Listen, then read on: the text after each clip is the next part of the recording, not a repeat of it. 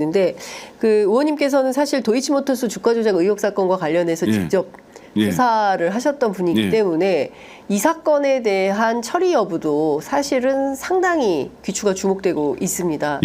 그 지금 9월 12일인가요? 항소심 재판 있습니다. 9월 12일 선고. 선고가 예정이 되어 있는데 그 후에 처리한다는 거 아닙니까? 이것도? 이 도이치모터스 사건은 어떻게 할까요? 근데 재판 과정에서 그동안 알려지지 않은 새로운 사실들이 많이 확인이 좀 됐습니다. 그렇죠. 1심에서 많이. 지금 다른 건 몰라도 뭐 일어난 푼 소득 본 게 없다라고 했는데 23억이나 모녀가 그 이득을 본 게 확인이 된 상황입니다. 제가 이제 그 판결문을 자세히 읽어보면 그 김건희 씨 관련 가장 중요한 것이 12시에 3,300 8만 주 때려주삼 있잖아요. 이런 정황이 많이 나왔어요. 1심 판결문을 읽어보면 김건희 씨 이름이 37번 정도 나오고요. 37번. 그다음에 그 통정 가장매매라고 있습니다. 이 사건의 주가 조작의 가장 중요한 행태인데요.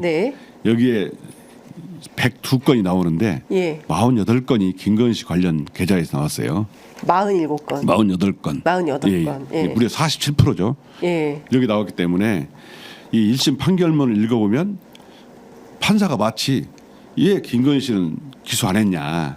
김건희 씨 기소해라. 이렇게 읽힙니다. 제가 판결 읽어보면.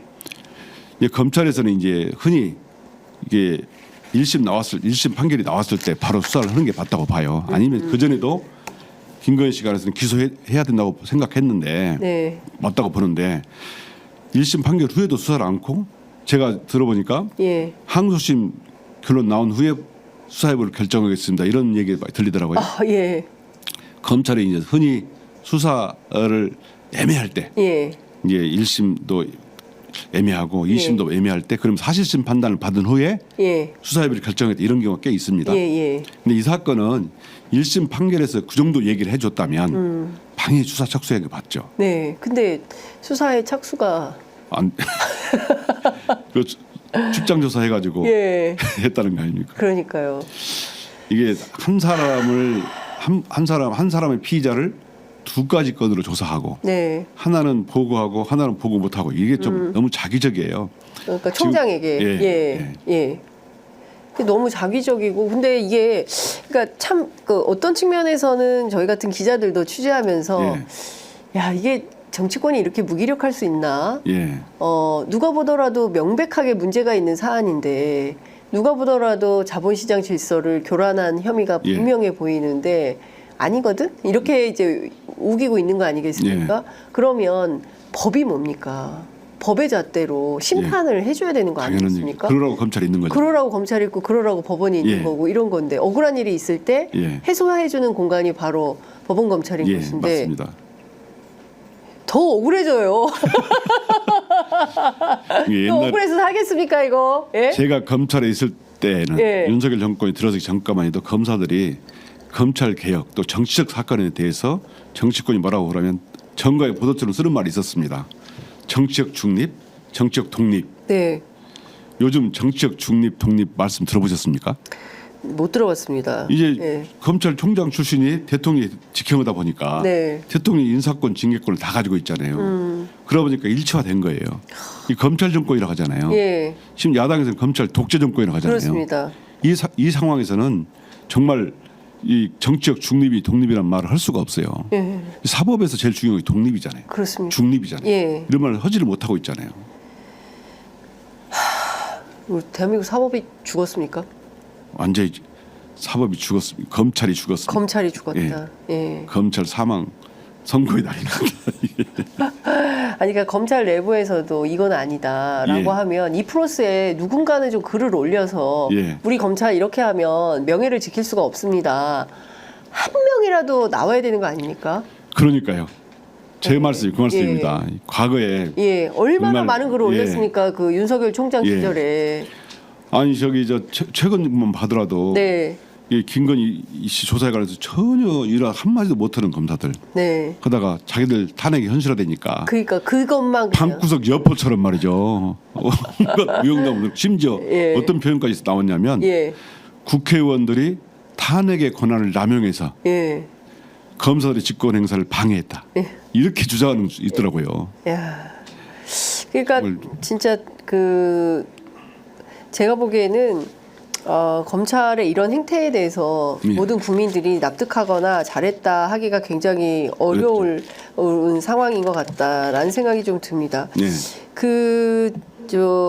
최근에 여론조사를 했더라고요. 예. 보건사회연구원에서 조사를 했는데 한국 사회의 사법행정에 대해서 네. 신뢰하십니까? 불신하십니까? 불신이 56.7%가 나왔습니다. 예. 그리고 기득권의 부정부패 예. 심각하다가 37.8%가 나왔습니다. 그러니까 사실상 대한민국의 어떤 특수계급에 의해서 뭐 돈 있고 힘 있고 빽 있고 이런 사람들은 그냥 부정부패 정도 해도 돼. 예. 돈 없고 빽 없고 힘 없는 사람들은 그냥 뭐 교통법규만 위반해도 그냥 바로 예. 이런 사회가 공정한 사회, 윤석열 대통령이 걸었던 캐치플레이즈에 맞는 사회입니까? 정말 제가 검찰에 못남은 30년간 못남은 사람으로서 네. 정말 국민 여러분께 정말 죄송하고 송구합니다. 검찰이든 법원이든 사법작용은 생명이 진짜 가장 중요한 네. 생명이 뭐냐면 예. 공정성입니다. 공정성. 예. 나와 힘 있는 사람이든 힘이 없는 사람이든 예. 같은 처벌을 같은 행위에 대해서는 같은 처벌을 받을 것이라는 기대. 네. 그다음에 내가 저지른 죄에 대해서 예. 필요 이상으로 지은 죄 이상으로 네. 처벌받지 않으리라는 믿음, 신뢰가 예. 있지 않고서는 사법작용 설당이 없거든요. 예. 지금 검찰이 요즘 보면 예. 야당 대표 아내에 대해서 7만 8천 원인가요? 거기에 대해서 예. 재판까지 세웠잖아요. 이 300만 원 부분은 이렇게 아니 그 7만 8천 원이 아니라 뭐 자기 거 빼면 5만 6천 얼마로 5만 6천 100원인가? 이렇게 하면서도 예. 이 자기들 자기들 문제에 대해서는 이렇게 관대하고 예. 오히려 반대로 갔어야 맞죠. 그렇습니다. 자기한테 엄격하고 타인에게 예. 관대해야지. 예. 자기한테는 엄청 관대하고 타인에게는 그냥 벼락같이 그러니까 이렇게. 30년 동안 검찰청에 가장 많이 걸린 문구가 뭐냐면요. 네. 이 대인 춘풍 인기추상이에요. 아. 예? 다 남에게는 예, 춘풍처럼 춘풍처럼. 운바람처럼 대하고 예. 자기에게는 추상처럼 대하라. 예. 이런 말이 가장 많았는데 예. 과연 검찰이 이게 잘했으면 그 부처있겠습니까? 근데 우리가 선배들은 모토로라도 이렇게 예. 했던 것 같은데 요즘에는 예. 그런 말조차 하는 후배들이나 내부자들이 없는 것 같아서 너무 씁쓸합니다.